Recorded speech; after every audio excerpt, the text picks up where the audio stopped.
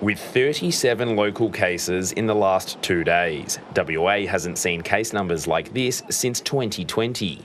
Yet, testing queues are short, with fewer than 5,000 taken yesterday. The government says it's not enough. Certainly, if you're feeling unwell, regardless of where you've been, get tested. And that's something for people in the southwest to think about now too.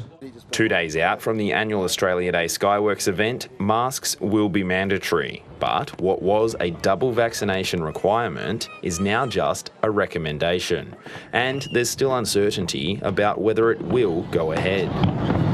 Uncertainty too about the future of Qantas direct flights to London and Rome from Perth. What do we plan going forward without having a certain date, without knowing that next time it will truly be locked in? Because even if we get that commitment, could something change again, given what happened on the 5th of February? But other businesses crying out for clarity on close contact protocols can expect to learn more as early as this week. Very soon. In coming days, the sorts of detail that you're talking about will be released. It's not my portfolio and I won't be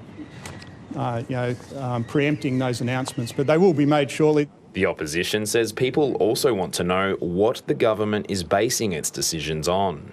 Quite clearly the government have done their modelling. They will have done their modelling on the current outbreak. Why don't they release that information to the public of Western Australia? He also claims East Coast hardships are being overplayed. Clearly there have been some really dramatic impacts over east, but there's also been a degree of catastrophisation in this state by the Premier and the Health Minister that don't reflect the reality of what's happening in the eastern states. Last week, the Health Minister said the East Coast was so quiet it was essentially locked down, something the Victorian Premier says just isn't true. No, but I'm not here to have an argument with the government of the West. I can get our ambassador to talk to theirs if you like.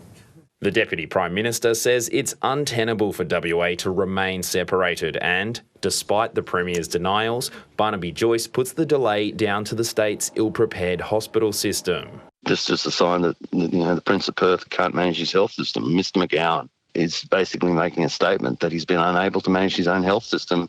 The state government has promised more details soon, with plans for the return to school expected by tomorrow. James Carmody, ABC News.